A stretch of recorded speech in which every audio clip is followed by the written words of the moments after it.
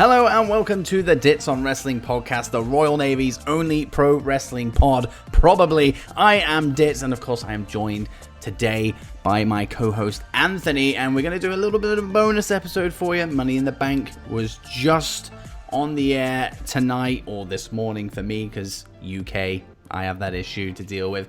Yeah, it was a thing. It happened. There was stuff. We're gonna get into the nitty gritty, and go on. Yeah, I mean, I set you up there for an English accent variation of nitty gritty, so you might as well just cue your itch. It's a bit nitty gritty, yeah. There it is. It's almost like setting you up for a that's what she said. A little bit. A little bit. A little bit. A little bit. It's a little bit, it is. So sorry. We just probably lost like three people. They're like, oh, God. Right now. Like, well, I've had enough of this. Oh, dear. Not trying this again. Now, there was a pre-show match this evening. It was Jeff Hardy versus Cesaro. Neither of us watched it. Surprisingly went 13 minutes and something seconds. Let's have a look on Wikipedia. 13 minutes and 30 seconds, which was one of the longest matches on the card, which is nice to see a pre-show match get it, but I have no idea whether that thing was good, whether it was bad. I don't even know who won. Neither do I. Jeff Hardy. There we go. The power of Wikipedia. The power of Wikipedia. And it's nice as well that Wikipedia don't ask me to donate anymore. No, it's fantastic. Which is probably nice. Because they're going under slowly. But the reason we didn't watch the pre-show is because we had our own pre-show. Fucking right. Premiering on YouTube alongside the WWE one. And ours was less boring. Legitimately. Ours was fantastic. Yeah. I know we're supposed to say that because, like, you're not going to, make something and then plug it and be like, it sucked, don't bother. But legitimately, like, and objectively, ours was fucking fantastic. Yes. And the fact that it's completely improv, apart from matches, obviously we have to discuss what matches come out prior so we can have a little bit of preparation, but it is completely improvised from the word go. It's special. Completely improvised, made up, fantasy booking of sorts. So if you are a human being who sees Nia Jax and Tamina fighting in a bankruptcy match for the women's title, no, that's not a real thing. And any one of those things should have tipped you off that it wasn't real. But just in case you are thinking that it is real, it's not. Yeah, please don't get caught up in that. Or if you do, you know what? That's fine. You want to play make believe? That's fine. Make it even more believable. I would get it. I mean, the quality of our booking and storylines were great. Legitimately. Yes. Listen to that shit. It is worth your time. I know, again, we're supposed to say that, but it is legitimately worth your time. And the WrestleMania one we had really good feedback about that one, and this one already, and I think it's been out for around the 12-hour mark at the time of recording, podcasting wise, and it's already fucking hitting numbers. So, right. Ooh, baby. Gotta build. We built that foundation with the WrestleMania pre-show hijinks that we ensued in, and now we're starting to build the next layer of the house, and pretty soon we're gonna have a fucking skyscraper, and you're all gonna wish that you got in on the ground floor. Ooh, that was a good analogy. I just made that up on the spot. And it kind of ties in to what we're going to talk about as well. It does, ironically, because we are going to talk about what happened tonight, and like you mentioned in the beginning, stuff happened. It was a thing. There was stuff. And you'll have to excuse us if we do gloss over some of the matches on the card. It's just that there's a lot of things that happen in the main event. That I have a feeling that will be the focus of many a wrestling podcast. Gee, I can't even speak. The thing was that crazy. That's how great it was. Post Money in the Bank reviews. There you go. I got it out there in the end. Jesus Christ. And to be fair, it's 3:00 in the morning, so Yeah, I'll give you a pass there. Give me a pass. Creeping into the morning yet? Too much. Let's not do that. All the time. Tiny Tim. So kicking off Money in the Bank for us, because we missed the pre-show, because we had a better pre-show. Fucking it was right. the Fatal 4-Way Tag Team match for the WWE SmackDown Tag Team Championships. The New Day defending against the Forgotten Sons, John Morrison and The Miz, and Lucha House Party. That's right. It was fun.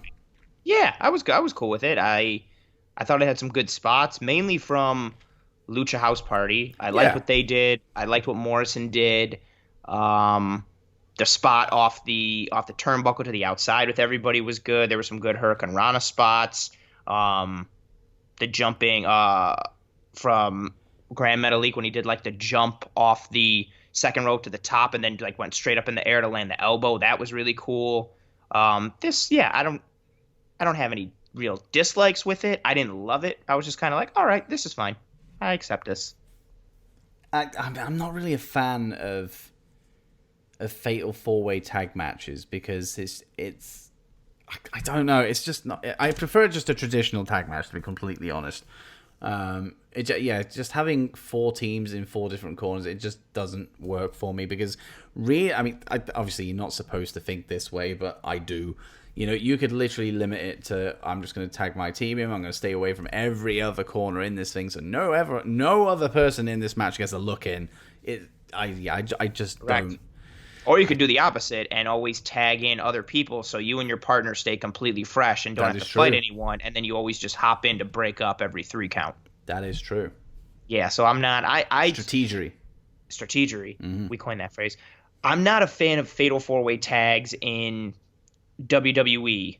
In New Japan I am, and that's what makes me dislike them in WWE even more, because in New Japan they basically start out like normal, like 2 teams enter, and then within a minute and a half, 2 minutes, it just turns into basically an all-out like brawl where everybody is just fighting everywhere, almost like a tornado tag situation. And I feel like it flows better and it makes more sense in that in the way that they do it in New Japan. And so when I see it even more so in WWE, like you mentioned it, and I know it shouldn't be this way, but it just strikes more of like this makes no sense, or man, this is kind of slow paced and boring. And yeah, I would much rather them do a regular tag match, or if you're gonna do a fatal 4-way, do weapons, or it's got to be like a TLC match or a ladder match, some kind of something where there's like an added element that breaks up the regular pacing, because they keep like the regular pacing that they have for a tag match, they just add 2 more teams to it, and I feel like that formula doesn't work. And yeah, I mean, you look at the teams in this. I mean, I'm a big fan of the New Day.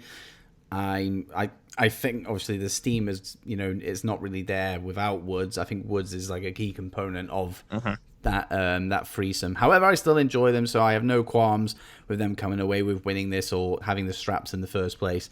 The Forgotten Sons can stay forgotten as far as I'm concerned. That's low-hanging fruit. Everybody just keeps ripping them with that, like some kind of joke on. I feel so bad for them. I just don't enjoy it, and the music is terrible. I don't even know what the gimmick is. Are they bikers? I don't know. They're forgotten. That's what I'm thinking too. Is I feel like it's like a Sons of Anarchy motorcycle club type thing, but I never. There's no references to motorcycles at all. Where's their bikes?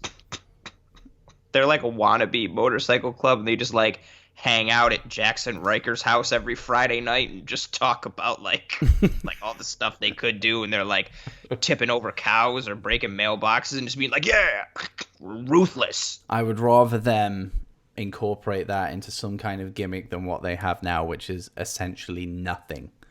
Yeah, it's not. It's not. I didn't like them in NXT, which is where you're supposed to like these people, and I don't like them now. I just don't get it. I think they have some kind of potential. Like the gimmick, I think, could be good, but you got to give them some sort of. They have to have some sort of legitimacy. They have to like be super violent or brutal or like beat the shit out of somebody, or they have to do something that I think their look is good, but their look and I feel like their gimmick isn't backed up and doesn't match or mesh with what they physically do. Like I feel like they're supposed to be. Again, like a motorcycle club, they're supposed to be intimidating, or like a gang, and they don't do anything. Like they have to do stuff. They should be like, oh shit, like because they come out looking like, oh yeah, like you don't want to fuck with us, and then everybody's like, no, we really don't care. You guys suck.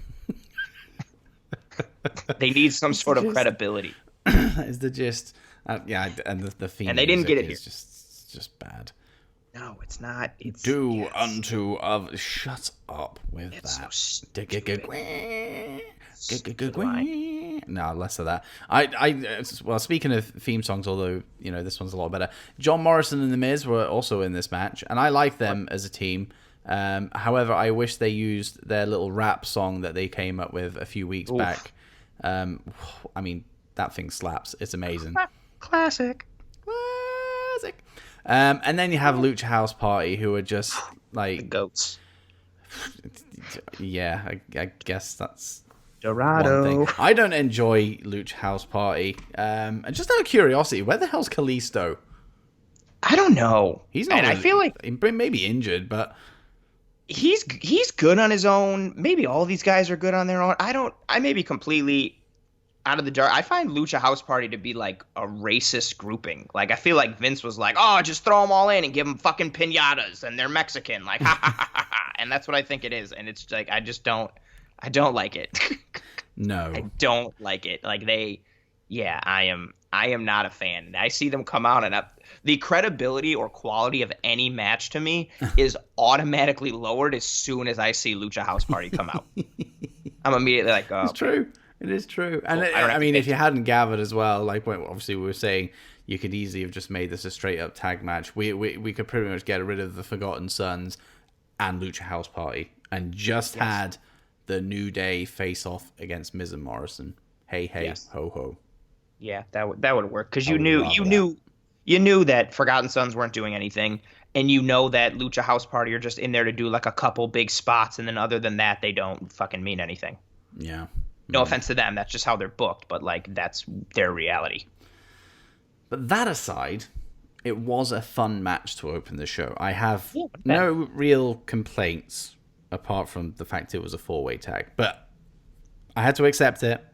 And once I had accepted it, it was fun. Mm-hmm. And that's all I can ask for. That's all I can ask for.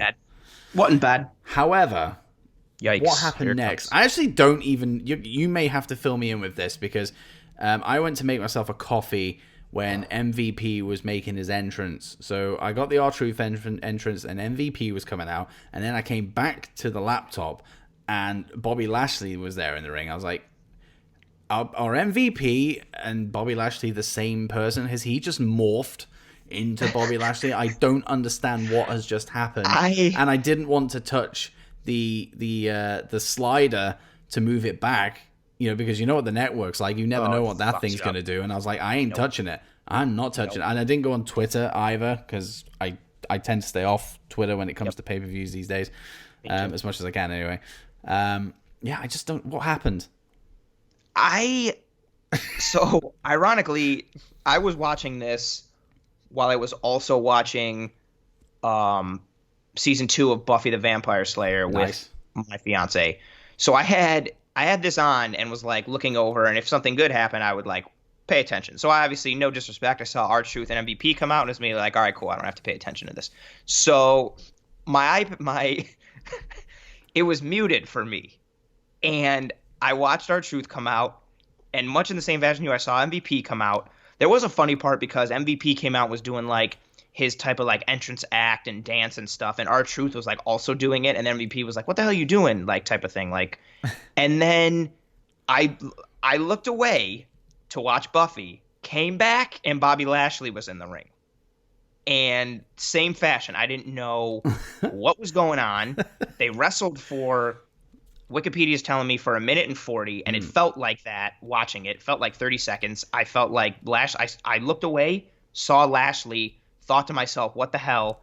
And then R-Truth got speared, and Lashley won. I don't know. Yeah, I don't know the rhyme or reason. I don't know why. I do know that later in the night, there was a somewhat funny joke. Like R-Truth got interviewed by Charlie, and like R-Truth didn't even recognize that he was facing like Lashley. He just kept talking about how MVP like lost so much weight and like was like a better athlete now, and he doesn't know how he lost, like yada yada. I was like, oh, that's kind of funny. But yeah, I don't know. This match was I mean, it was 1 minute 40. I don't know what the fuck happened, and I don't think I really want to. I just don't get it. I don't understand. I don't.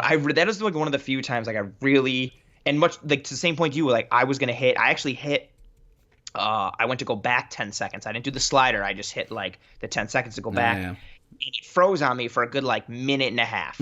And then I finally like got it and I was like, okay, cool. I'm not touching anything ever again. I'm not like unmuting. I'm not doing anything. So I did not get to see. And when I went back to go see what happened, I don't know, but Lashley gets the win. So good for Lashley. Yeah, well done. I mean, regardless, how this is on the main show is beyond me when you have a Jeff Hardy-Cesaro match which went 13 minutes and 30 seconds.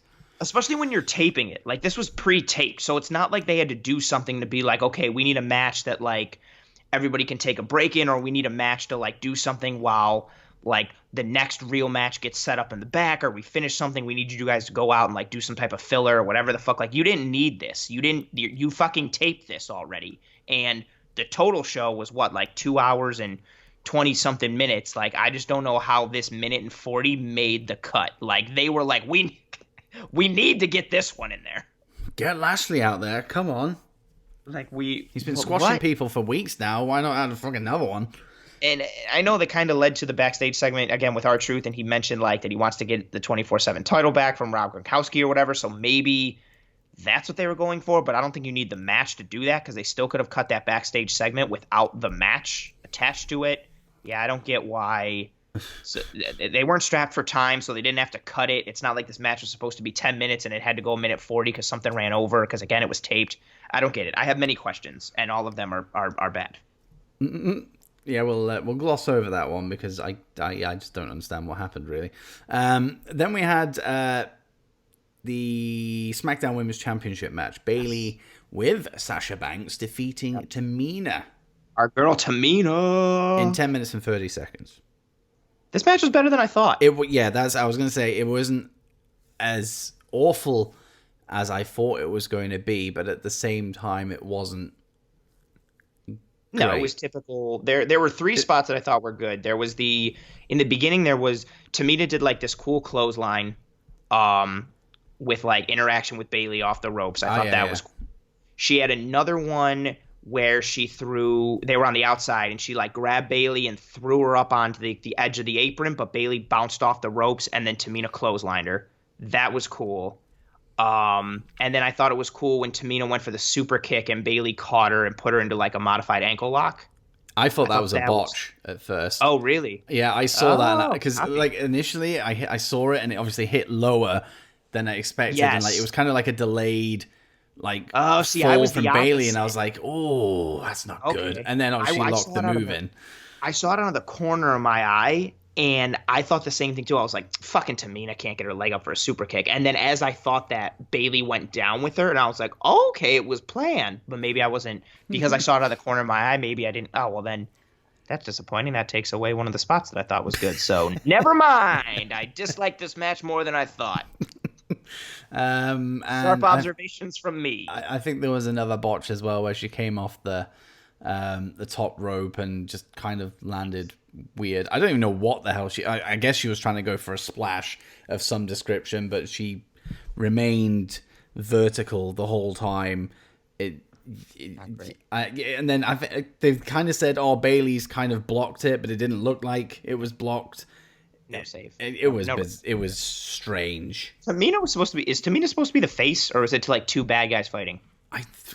Honestly, I don't know. Like, I think she's maybe like a tweener or something. I'm not sure.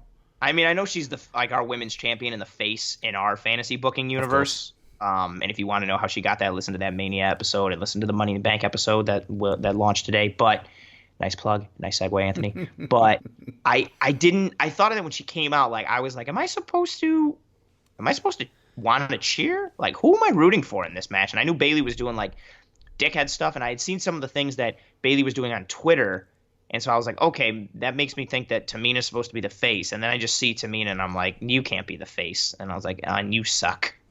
I feel bad. Do not talk about our Raw Women's Champion like that. You're right. I apologize. She is as we've stated, she is the Muhammad Ali of professional wrestling. The Michael Jordan. And the actual finish itself was odd. It was as if she rolled too far, but they were past the point of no return, and she was completing that flip regardless. And it was like, I actually thought it was like down. I thought it was real to the point that she rolled too far, and it was like a thing of like, listen, I can't get out of this position, so you might as well pin me. Like, I could see them rolling, and as they're rolling, Tamina is just like, pin me. Like, I'm not going to be able to move. Like, pin me. Because she rolled too far. Like, they were just like, oh, we might as well end it here. It was interesting, but I think it was typical of a Bayley finish, regardless of whether it was planned or not. But we didn't get any of that dissension between Bayley and Sasha, which I was expecting. I don't even know if we should expect it anymore. This has been going on for like 2.5 years. We're always like, oh, they're going to fight. And then it's like, no. And then the next week, we're like, here it comes. And then we're like, nope, it'll be next week. I don't. Just end it. Just end it already. Come on. I feel it's crazy to me that, like, how. I mean, I know Sasha has had injuries and things. And Bayley, I guess, has had her own challenges here and there, whatever. But, like, their takeover match with each other in Brooklyn was not even at the time is still like one of the best matches like I've ever seen. It's arguably the best women's match. There's an awesome Stardom match between Io Shirai that is like one of the best matches I've ever seen, and hands down the best women's match I've ever seen. But this Bayley Sasha one at TakeOver was fantastic, and I really thought when they had that match, I was like, damn, like it could actually they might be like huge. And then Sasha went to the main roster and like kept winning the belt and then losing it like within 25 minutes. and Bayley came up, and when she debuted had a huge pop, but just like never really had a good match, never really got over as a face. This heel thing isn't working. Yeah, that This Is Your Life was terrible. I'm at like not at a loss for words. I'm not surprised, but I really thought like they had something with the two of them, and I thought like, man, they're just gonna be great, and they've come to the main roster, and I've just been more and more disappointed. And I don't think Bayley's as good of a wrestler as Sasha Banks, but it's just crazy to me that like I see them, like I'm sitting here staring at this fucking Wikipedia, seeing like Bayley, champion with Sasha Banks defeated Tamina, and I'm just like, why are they in this scenario, and like how? And it's disappointing. I mean, give it 2 years, and we will get that match that we also clamor for. Maybe someone leaves and goes like, fuck me. We might just have to do it in our own little fantasy booking world. Yeah, but we only fantasy book things that are awful. That match. But we could back it up with having like a terrible stipulation. That's true. Because we did have Rollins versus Buddy Murphy, which would be a good match on paper. This is true. That would be a good match on paper, but the gimmick, it's so stupid. Building ladders. Traditional ladder match. Where the traditional ladder match, basic rules, first one to build a ladder wins the match. You don't build it and do anything with it, you just build it. Yeah. That's the thing. That's the thing that exists in our universe. So, yeah. That will gauge whether you'll enjoy what we have to offer or not. Yeah, there's a little taste. But Bayley versus Tamina, yeah, it was okay. And speaking of okay, we had Braun Strowman against not the Fiend, against Bray Wyatt for the WWE Universal Championship. And the moment I knew that it was Bray Wyatt that was coming out, it was a loss, and that took everything. I mean, there wasn't really anything I was excited for in the first place when it came to this. All like when it comes to Bray, usually it's the build I look forward to. The match itself is just something that is there, and this was another shining example of that. The match just kind of happened. Yeah, and I knew he wasn't going to win as well, which didn't help. And I don't care about Braun, which also doesn't help. Yeah, I'm in the same boat. I knew as soon as I saw a non-Fiend Bray coming out, I was like, boom, he's losing. And I'm super... I don't see...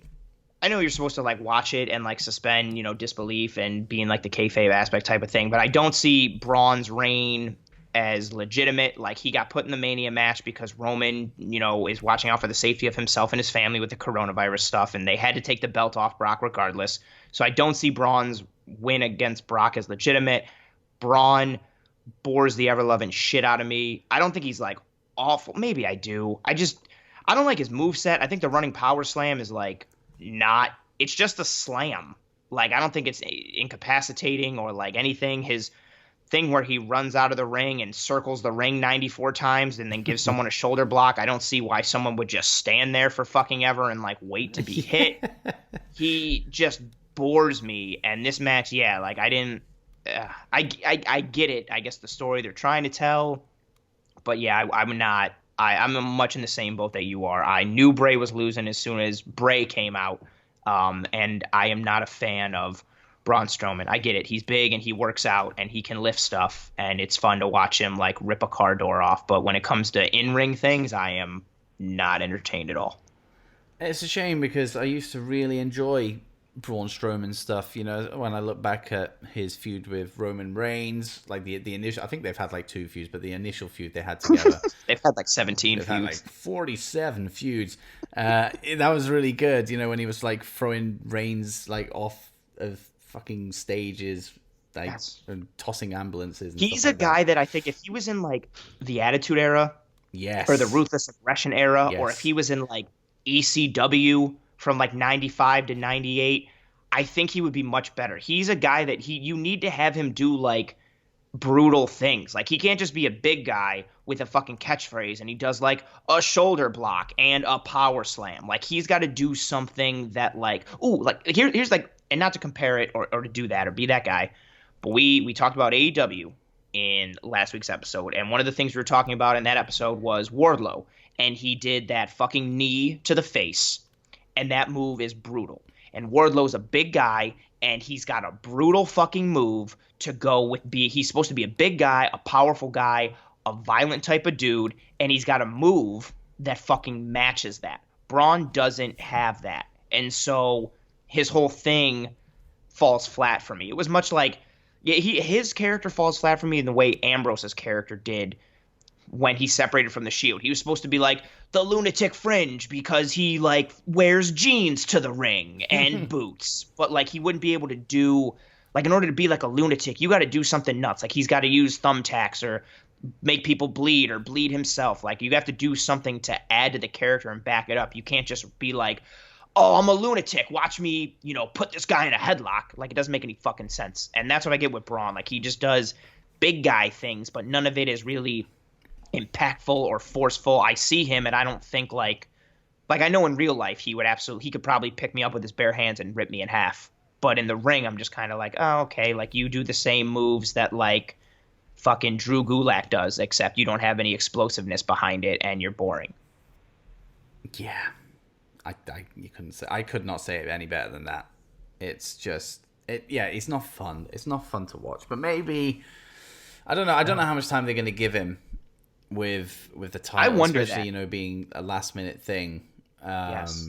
I got to think he's going to lose to I feel like the next step has to be that he fights the Fiend and then the Fiend beats him. I hope that is the case, because I think the trend with the Fiend is that whoever he touches, they kind of turn, their character alignment. And Braun as a face, I mean, he's boring regardless, but Braun as a face is just, it's not fun. But when he's I'm here, you're gonna get these hands. Yeah, all right, we get it. We know it. Your fucking shirt says "get these hands." Got it.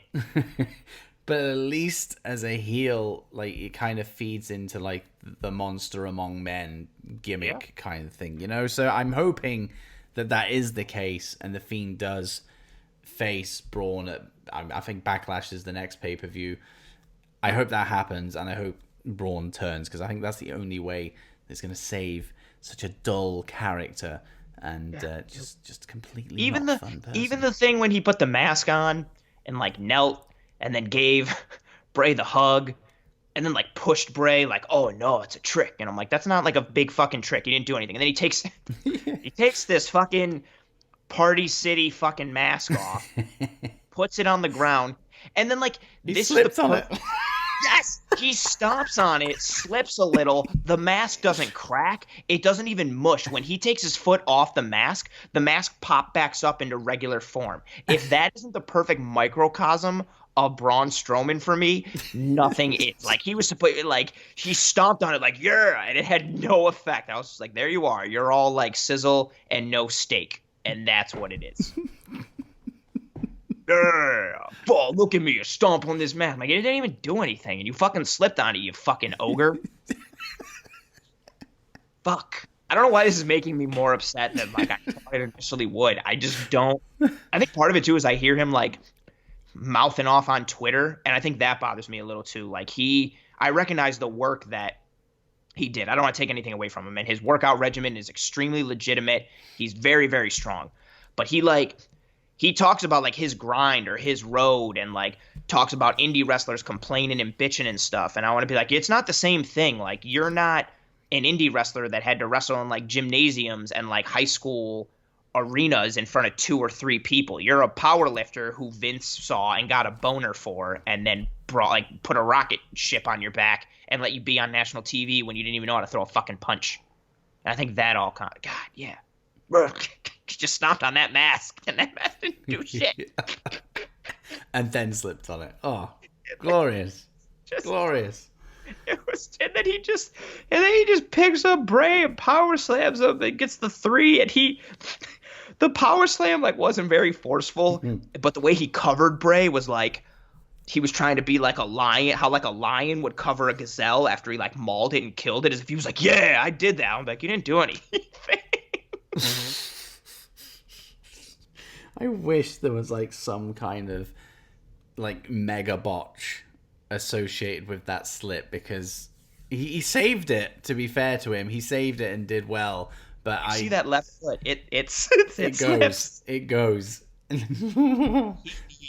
needs something. I want to see him do like pick up somebody and like power slam him or run him through like a plate glass window, or like do something, or even like instead of ripping like a car door off, like power slam somebody through like the windshield. Do something that like breaks or shatters or has an impact. You're a very big man. God. With fuck. big hands. Yeah. I'm here. And everybody, the crowd is like, yeah. And I'm like, what? No, not for me. He said what's on his t-shirt. Yeah.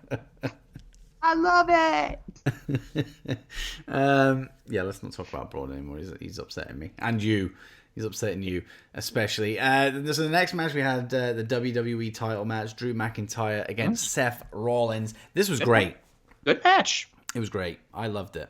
It started slow, and I worried. You had quite a long period of time where Drew was outside the ring just taking knees to the face, jumping knees to the face. And I thought, here we go. If this thing doesn't last, a decent amount of time. This has taken up a large portion of a short match, but it did end up going 19 minutes, 20 seconds. So in the grand scheme of things, it was a small piece of a much larger pie. And the pie itself was a tasty treat. Once they got back in that ring, it was good stuff. Yeah, it was a good match. The only negative I had, I didn't like the kick out of the curb stomp, and then he hits the Claymore like 45 seconds later. I feel like it should take you a little longer to recover from a finisher, even if you kick out of it, whatever. But other than that, yeah, I was cool with it. I like Rollins in ring, and he's way better as a heel than he is as a face. He sucks as a face. I like his gimmick now. Yeah. Yeah, I like it. I like the new theme. I like the Messiah thing. It's I don't want to say completely original, but it like the way they're presenting him is unique, and I like it. I like the whole disciple thing that he had going and has going. I like his change in outfit. I like the one glove that he had to wear because he injured his hand, but then has kept it going. Yeah, I'm digging his heel gimmick, and I like Drew. I think he's got a great look as a champion. I think he's better in ring than he gets credit for. I think his finisher is fucking awesome. Yes. I love unique finishers, and especially ones that are like well done. And that kick is unique. I've never seen someone do that for a finisher. And he times the thigh slap with his hand perfect every time. Like, you really feel thigh slap. Oh, I see what you did there. Because he's really kicking him in the fucking face. That's what he's doing.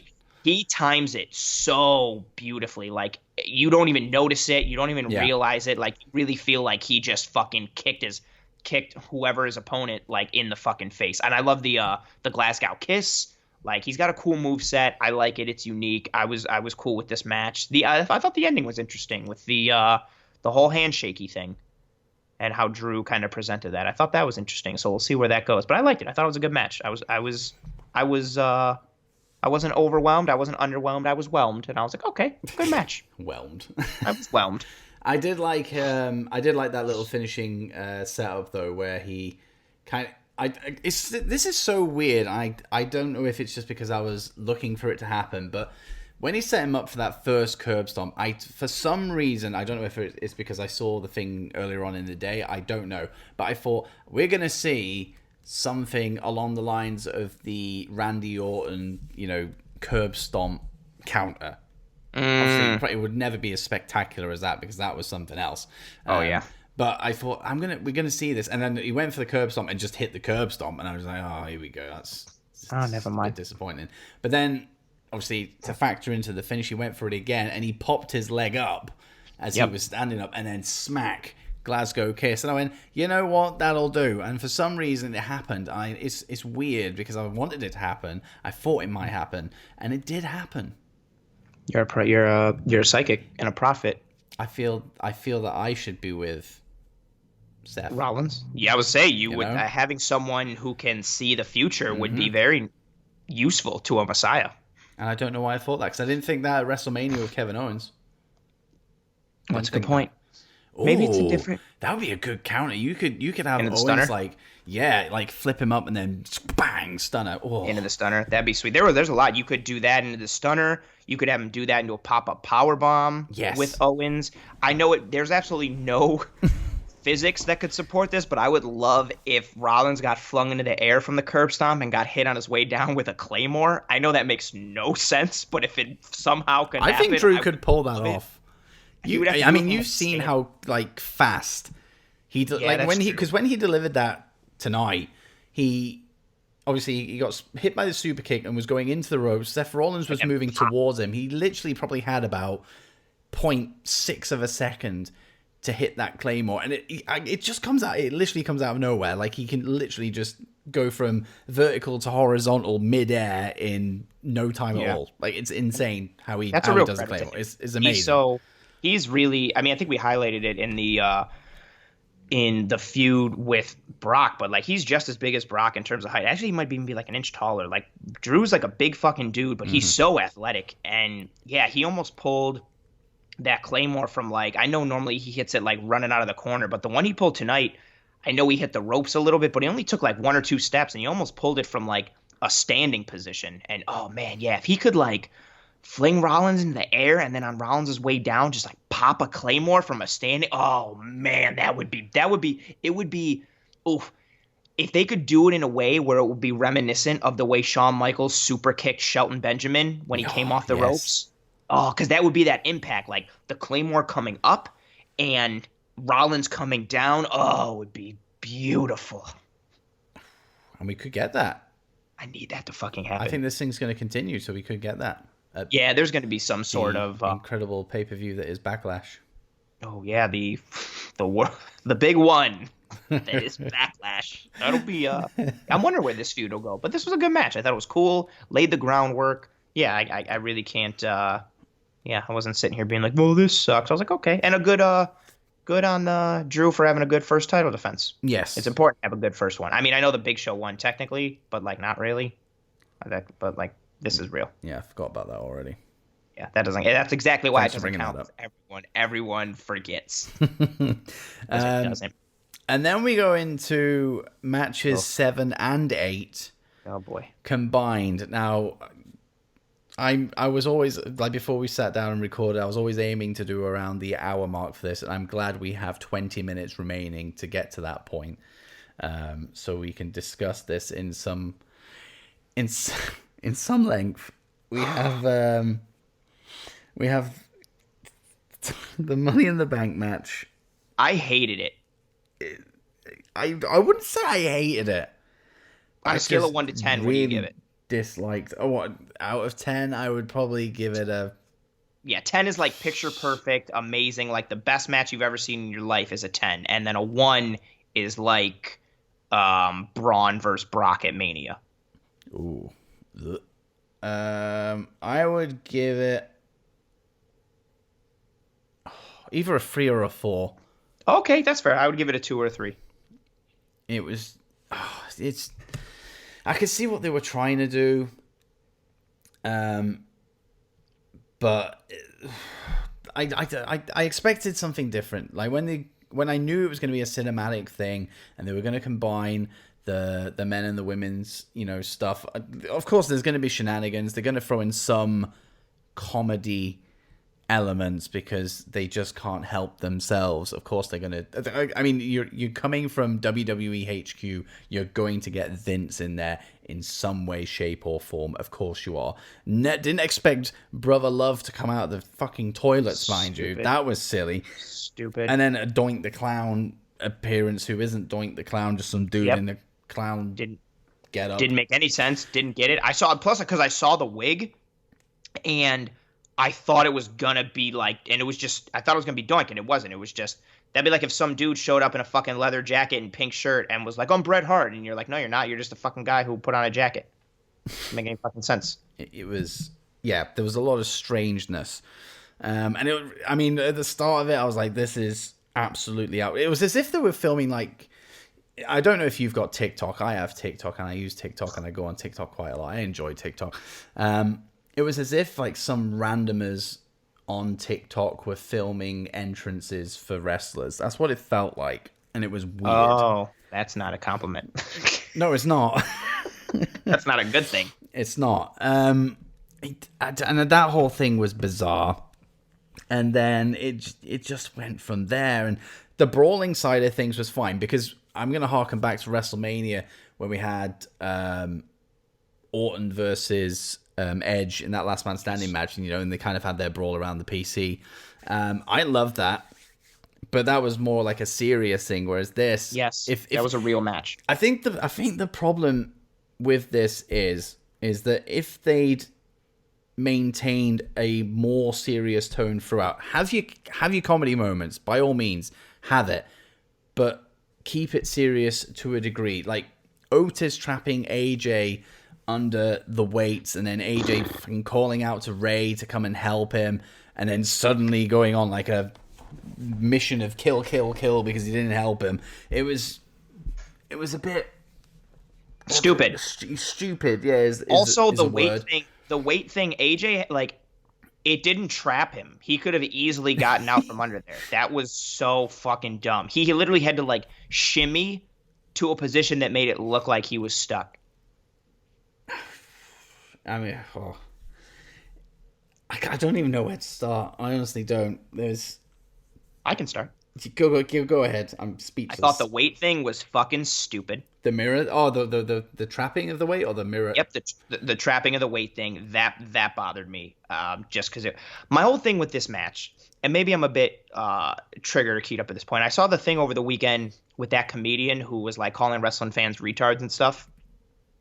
Did you see that? Yes. Don't know who he is, but yes, I saw it. Yeah, I don't know who he is, and that pissed me off. I love wrestling. You love wrestling, and I very much see it as a sport. I don't care that it's scripted, and I see it as like it's just like watching a movie or a TV show, except in this movie and in this TV show, your main actors also do their own stunts.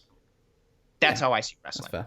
And this whole Money in the Bank thing to me was just like one giant reminder that like wrestling is fake. And this type of thing was the thing that like people poke fun of with wrestling. It's the thing that like I wouldn't want to show someone if I was like, oh yeah, I'm a wrestling fan. Like, here, watch this. Like, it just didn't, nothing about it really made sense. I didn't like the weight thing in the beginning. And then, yeah, AJ chasing after Ray. I didn't get I understand like the comedy bits, but to your point, I thought it made it too non-serious. Like Brother Love coming out of the urinal, the John Laurinaitis thing with the people power, like, and then also within that, like, that was, how many references do we have to get that like Otis likes food? Like, we get it. Like, he had to do the food fight thing, and then he had to have the thing with the sandwich with Nia Jax, which was also just kind of gross as he was like chewing with his mouth open and all this gross shit. And then of course he had to get sidetracked to get a pie. Like, we get it. He's big, but we don't need like food references every time. And I thought the whole food fight I didn't like. I just them going up on the roof and then guys just being thrown off the roof and basically murdered. And then to your point, like we see a wide shot like 30 seconds later of the roof, and you can tell that like they really wouldn't have fallen off, but it's like not acknowledged. And I thought it was funny with the Dana Brooke thing where she took the Money in the Bank briefcase from the conference room and thought she had won. I thought that was funny. That made me laugh. But even then, again, like it takes away from the like, not that that would have been more fun to me. It would have been like made sense if it was R-Truth because that's his gimmick. But like in this sense, like Dana's not, her gimmick isn't that she's dumb, but should she be? Like everybody and their mother knows that the match ends on the roof. Like, why do you think you fucking took the briefcase in the conference room and that's it? Well, initially, I thought when I saw that whole thing go down, because there was actually like money in this thing. I thought that there was like some bonus case that was hidden in WWE HQ that I wasn't told about. I was like, oh, Dana's got it. Like, she's got all this money now. Like, that's cool. Okay. And then obviously Stephanie came in and was just like, yeah, that's not it. It's up on the roof. I was like, oh. Hey, Dana, you fucking twat. You got to get to the roof. And I was like, thanks, Steph. And then Nia, clean up Nia Jax. She's disgusting. She's drooling all over the place. Yeah, I just thought there were too many. The comedy scenes were like too much and too. It just made it seem like not serious. And then I don't dislike the cinematic things. I don't like love them, but I don't dislike them. Like we did the post Mania episode. I really liked Taker and AJ. I thought that was fun. Like that was cool. I like the way they did that. But this one just didn't feel. It never felt like the match got going. And here's another point for it too. Like you mentioned Edge and Orton. Edge and Orton, halfway through, they had like marks on their body and they were like sweaty. Like you could tell that like it even though it was shot cinematically, you got more of a feeling that like they were really fighting the whole time and the camera was really filming it. With this, none of the dudes really got like marked up. Daniel Bryan's hair stayed perfectly like combed over and calm during the whole match. Same with AJ. Like no one got really like, it didn't feel like I got the feeling that there were a lot of like, cut, let's stop the match there. All right, cool. Everybody take 5. All right, we're going to pick the match up again right now. Everybody ready? Cool. Like Money in the Bank men's ladder match, take 2. And then like they started filming again. I just got it just didn't feel real to me and fluid and let alone like make sense and serious. I felt like it was lacking a lot of things. I was happy with the outcome though. Good for Asuka. I think she's awesome. I was happy that she won. Otis kind of, I'll get into that in a minute, I guess. I mean, I kind of want to move away from the stuff that happened below, because I mean, like I said, if you kind of zone out of it and you just take it for exactly what it was. It was okay, but to me, and this is something else that gripes me. Like, this isn't a case of like we're in this situation because of COVID-19 where this has to happen in WWE HQ. It has to be good point here. Like this thing could have easily have happened in the PC with everything else. We had a ladder match at WrestleMania, for Christ's sake. There's no rhyme or reason that this thing had to happen. I get that maybe they want to be a little bit different. Maybe they went, we had those cinematic matches at WrestleMania and they were both awesome in their own little ways. Let's do it again with Money in the Bank and let's change things up a little bit. And the fact that they had they obviously had the option to do it in the PC, it's tainted Money in the Bank for me a little bit.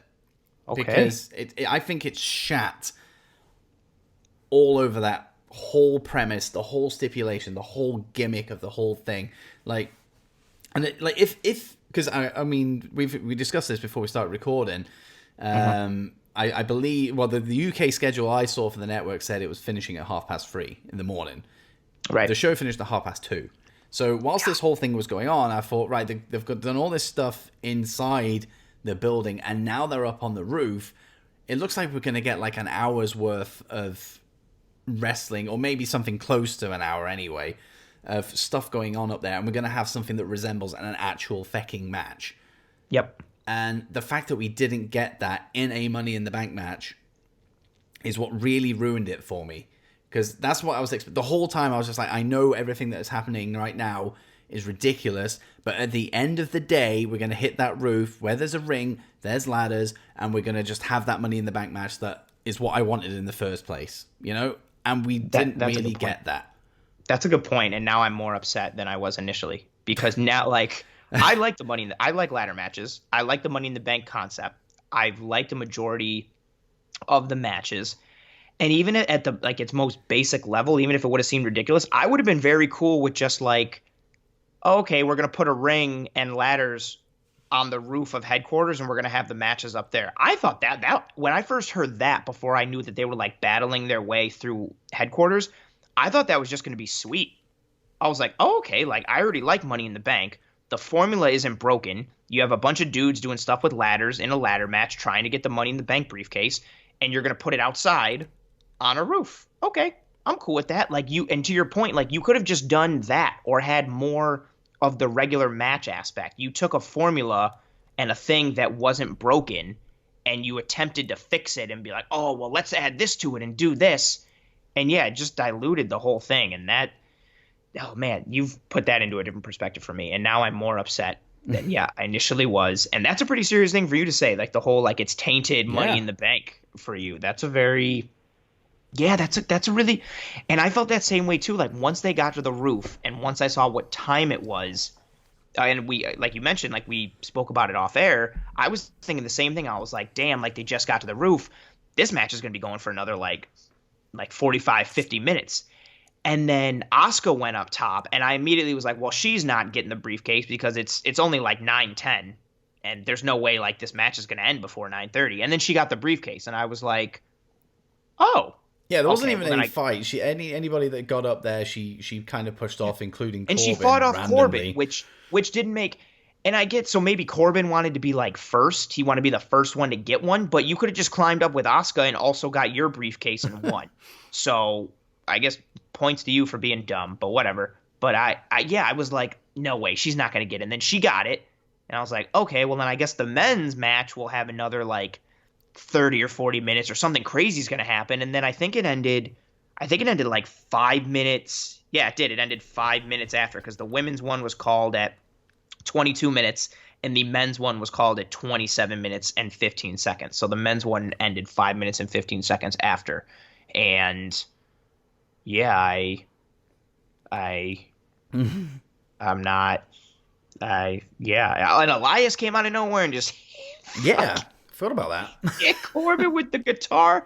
And then I was thinking, you know what's funny is, for your thing with the curb stomp and like RKO moment, maybe like a couple weeks ago, I was watching different stuff on YouTube, different wrestling stuff, and one of the things that came up on my queue and then I watched was when Dolph won Money in the Bank, I think, and like the briefcase fell. He was on the ground or on the mat, and the briefcase fell off, and that's how he won it. I think it was Dolph.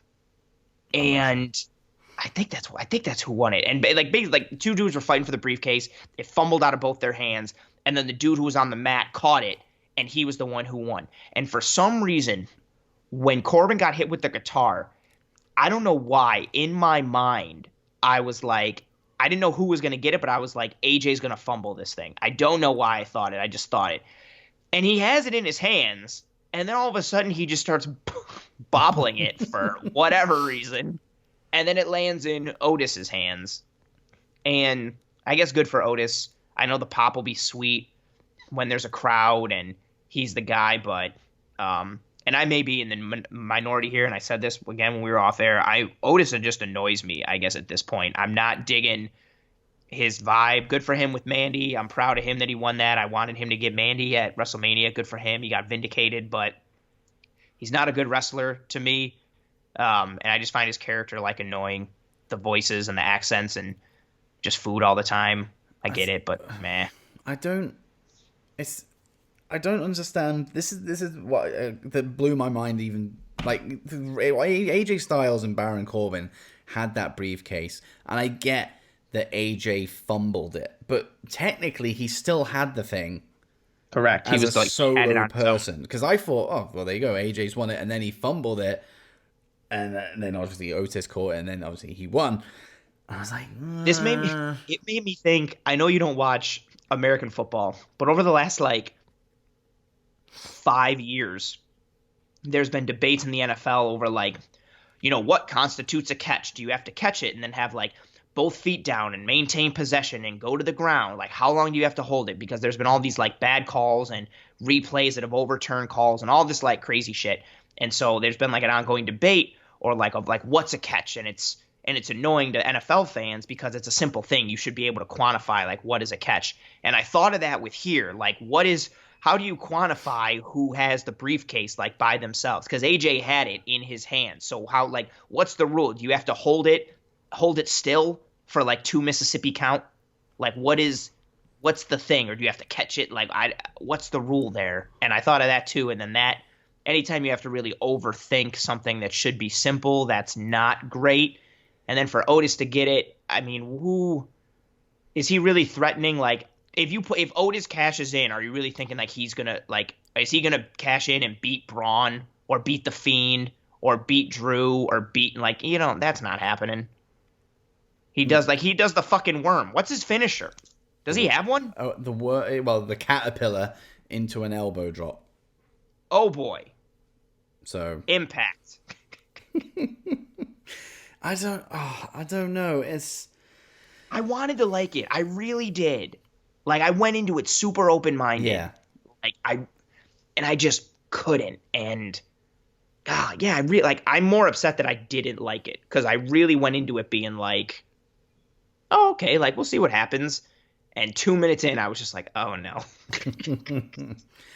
I mean, like I said, I switch off. I can enjoy it kind of until that's what you want. I can enjoy it. Until it gets to the roof and it just shits all over the Money in the Bank concept. Like that's unforgivable to me. And I mean, like you said, you're happy with Asuka. I'm very happy with Asuka. That's out of everybody who was in that field. Maybe Baszler as a second, but I don't think she needs the briefcase at all. She's pretty badass. She can do it all on her own.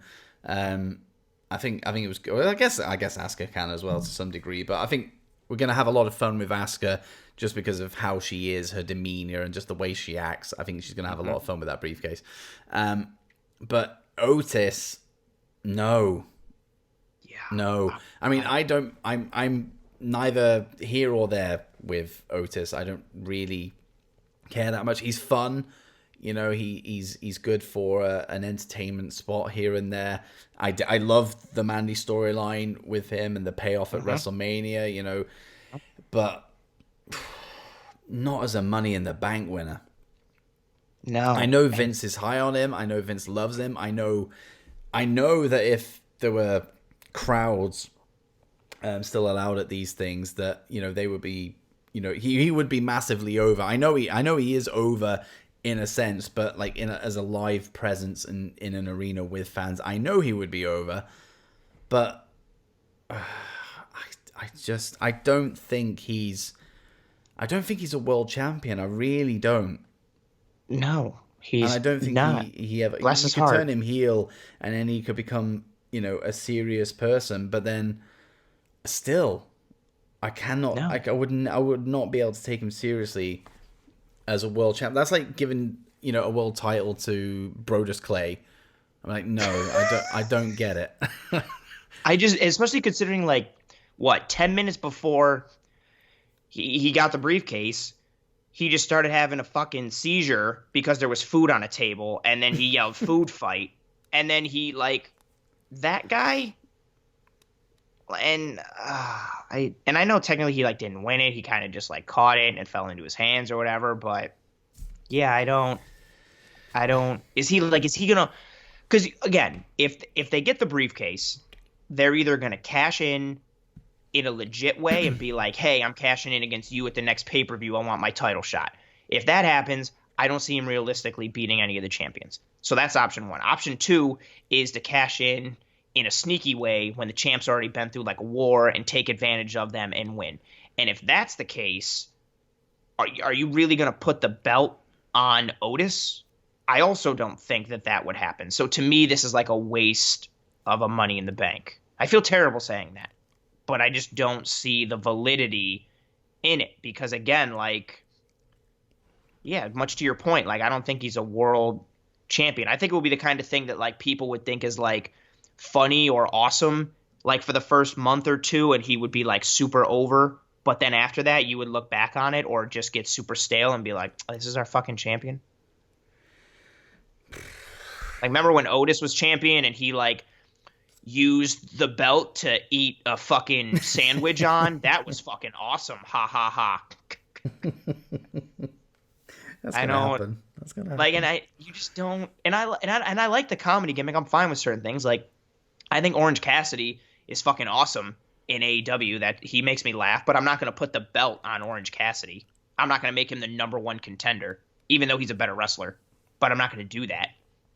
You just, yeah. There's no. Oh man, remember when Otis like used the belt as a pair of pants because he forgot his underwear? Ha ha ha. That's gonna be like the type of shit we'd be in for. Oh, we're going to get that Shawn Michaels thing, aren't we? I don't know. Well, I thought of two things when they won. I thought of when people would customize their briefcases, and I thought of... It's just going to be a lunchbox. That's exactly what it is. Asuka's is going to be sweet because she's an actual artist, and I could see her like painting it or doing some kind of cool thing that incorporates her mask and all her colors and the acid like paint from her eyes and her mouth and the mist. Like, that'll be sweet as fuck. And then I thought of Otis's, it's just going to be a lunch pail. It's just going to be like a working man's blue collar lunch pail that looked like, you know, a guy who works in the coal mines in the 50s, and it's just going to be food. And every episode of SmackDown, he's just going to pull sandwiches or cookies out of it and talk about how awesome it is because it can carry all his snacks. I recognize I sound like Jim Cornette right now, but like I just don't like it. I know there's gonna be people who, you know, are happy that Otis has won, and I can see where they're coming from. I can. I'm happy for him, yeah. Like the person. I think that's awesome and good for him. But like as a wrestling fan, I'm like, no. Yeah, it's no.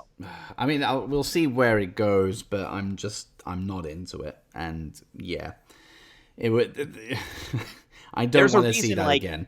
In the G1, like there's a reason Yano doesn't win the G1. Yeah, he gets some wins and he's a comedic act and he's actually a pretty good wrestler if they let him do it. But like there's a reason he doesn't win the G1. Like that's not what the role is. And I really was just like Otis, and then his like champion. I was like, all right, let me go tell Dougie. Where's Dougie? Fucking, he just got distracted by fucking pie 5 minutes ago, and wanted a food fight, and stopped to eat a sandwich. Oh, it pains me. It pains me. It really does. And that's the thing, because it's for me. I guess maybe I'm looking at it in too big of a thing, but yeah, I just see it as like I want to be able to show like people and be like, this is why like wrestling's awesome. Like watch this, and I don't want to do that with this match or any of it. I never want to see this ever again. Yeah, that's how I feel. Like I wouldn't want to do that because they would be like, you watch this, Anthony? And then I'd have to be like, oh, no. It's not always like this. Trust me, like, sometimes it's, like, really good. They'd be like when? I'd be like, I don't know, like, you ever watch Stone Cold Steve Austin and Bret Hart? They had really, like, good matches. Can I put on WrestleMania for you? Can I put on any chance you want to see, like, Macho Man versus Ricky the Dragon Steamboat? I could put that on. That's pretty sweet. Yeah, anything recent, please.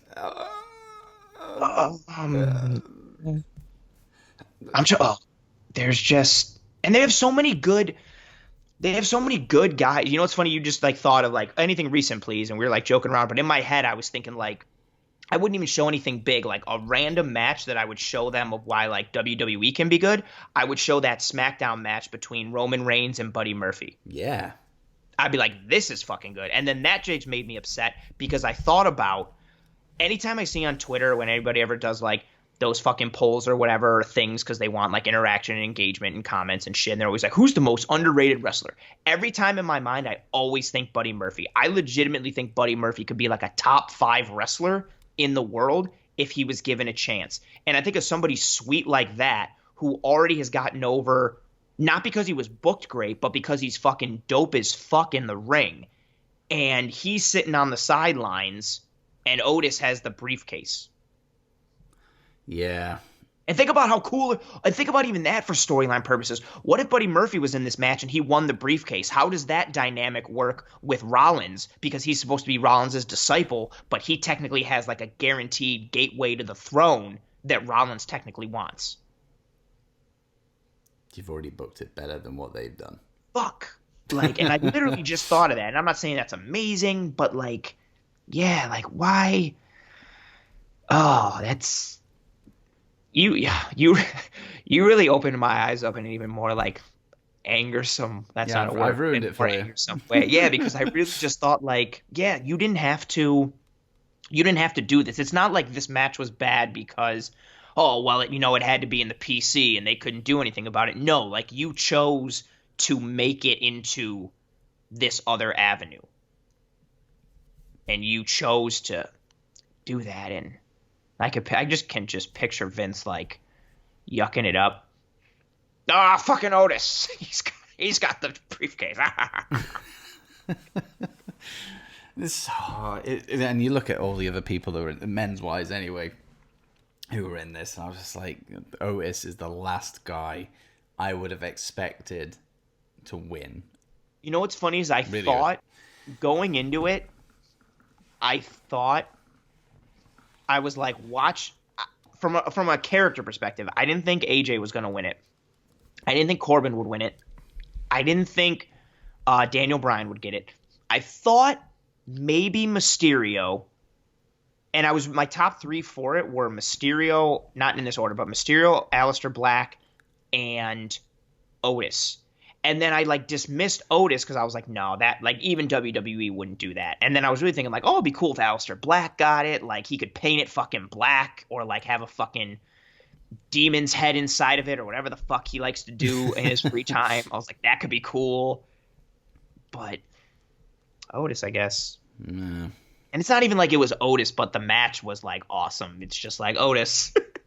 Yeah, accidentally got it. Because he just happened to be a good catcher in the right place at the right time. Damn, so it tainted it for you for the whole concept of Money in the Bank. Yeah, it did. That's a very serious statement. It is. Like when Money in the Bank is on next year, and I'd like to think the world will be back to normal normal as it can be anyway.